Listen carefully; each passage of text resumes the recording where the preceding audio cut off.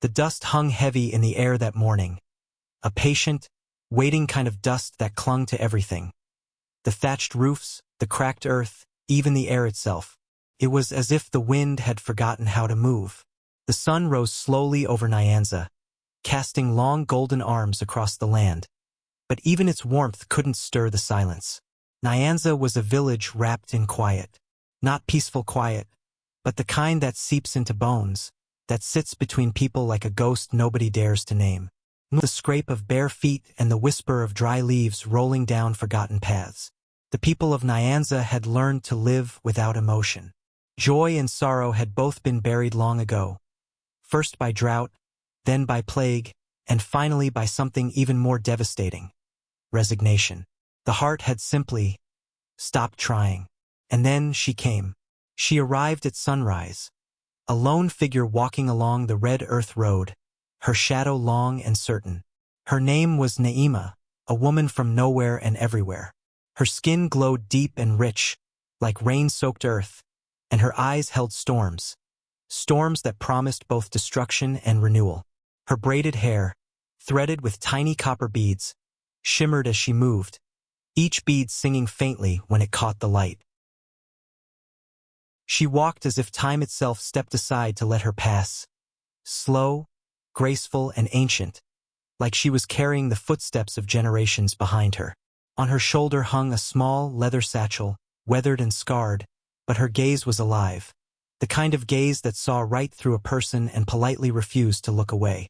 As she entered the village square, everything stopped. The potter's wheel slowed to a halt mid-spin. The children froze mid-laughter, though it was laughter without sound. Even the blacksmith, Amani, paused with his hammer in mid-air, the glowing metal before him forgotten. Every eye turned toward the stranger. It wasn't her beauty that made them uneasy, though she carried beauty like a quiet flame. It was her presence. There was weight in her silence, purpose in her calm. And in Nyanza, people feared anything that stirred the heart. Because in Nyanza, no one cried. Not for love. Not for loss. Not even when death came to collect. The first to step forward was Baba Kato, the elder of the village. Tall and lean, his frame was wrapped in a brown robe faded from many suns. His beard, long and silver, was braided neatly, with a small wooden bead at its tip, a tradition older than even he could remember. His eyes were sharp, though tired, as if they'd seen the rise and fall of too many seasons without sound. He approached Naima, leaning on his carved walking stick. His voice cracked like dry bark. "You walk into silence, stranger," he said. "Do you not fear it?" Naima's lips curved slightly, though her eyes did not.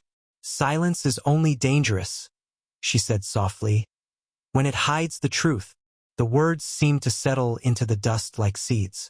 Behind Baba Kato stood Amani, the blacksmith, broad-shouldered, strong. His hands darkened by years of fire and smoke. There was something in his stillness, a heaviness, like a song he'd forgotten the words to. Years ago, he had buried his wife and child, and though the earth had taken their bodies, he had buried something else that day, his tears. His forge still sang, but his heart had fallen silent. By the well stood Zahara, a slender girl with curious eyes and a scarf wrapped around her head, bright red, defiantly bright, as though her soul had refused to dim like the rest. She had never known what tears were. Born after the drought, she had never seen anyone cry. When her pet goat died, she'd stared at it for an hour, waiting to feel something, but nothing came, not even a tear. Naima looked around the square, at the cracked pots, the brittle stalks of maize, the weary faces. Then she whispered, so quietly it seemed the earth leaned in to listen.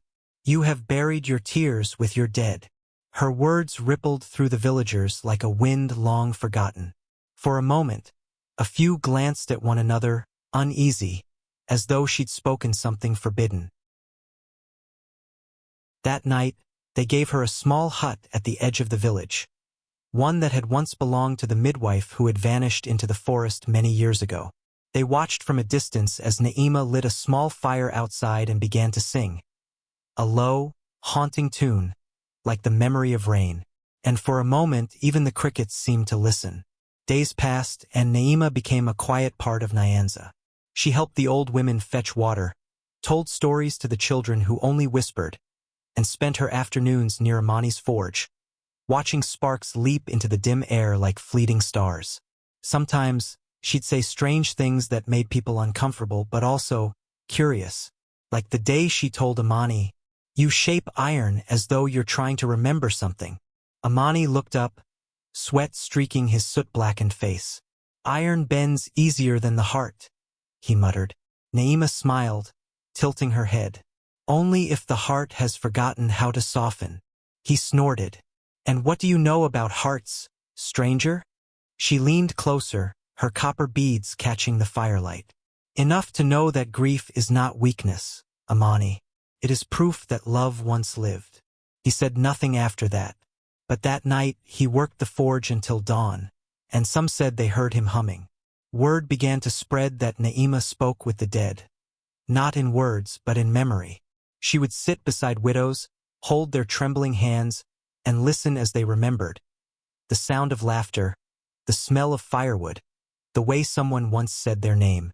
And as they spoke, something in their voices began to shake, like a bird testing its wings after too long in a cage. Even the children noticed the change. They said Naima could make the wind sigh differently, softer, warmer. One boy even joked, "Maybe she's the rain's wife." And the others laughed, an actual laugh, the first in years. Then came the night of the rain. It started with thunder, a deep, distant growl that made everyone look up.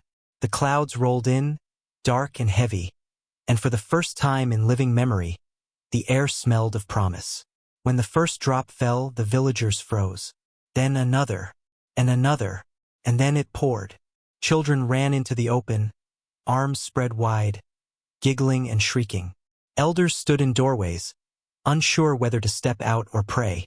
The ground drank greedily, the earth sighing in relief. But amidst the laughter and chaos, one voice broke through. Not in words, but in sound. It was Mama Wura, the oldest woman in Nyanza, her back bent with time, her eyes nearly blind.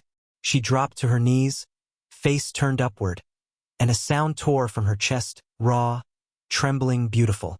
She was crying. Tears, real tears, streamed down her cheeks, mixing with rain and dust. Her sobs came like a forgotten song, rough but pure. And just like that, something broke. Amani's hammer clattered to the ground as he fell to his knees beside his forge, hands shaking. Tears rolled down his face, hot and unstoppable. Zahara, watching him, felt her chest tighten painfully. Then, suddenly, her face was wet too. She gasped, laughed, and cried all at once, the emotions tumbling out like rain from the sky. Baba Cato, proud elder, leaned against his staff, tears tracing rivers down his weathered face. For the first time in decades, he didn't hide them. He let them fall freely, each one a memory, a loss, a love he had dared not name. The entire village cried, loudly, beautifully, uncontrollably. The silence that had held them captive for generations shattered into 1,000 voices. Their sobs became song, their tears a kind of rebirth. And in the center of it all stood Naima, calm, radiant, her face glistening in the rain. The copper beads in her hair gleamed like small suns. Her eyes were wet too, but not from sadness, from something deeper, understanding. She smiled, and for the first time the village smiled with her. When morning came, the rain had stopped. The village smelled of wet soil and renewal. The air was lighter, freer, as though something holy had passed through. But when they went to find Naima, her hut was empty.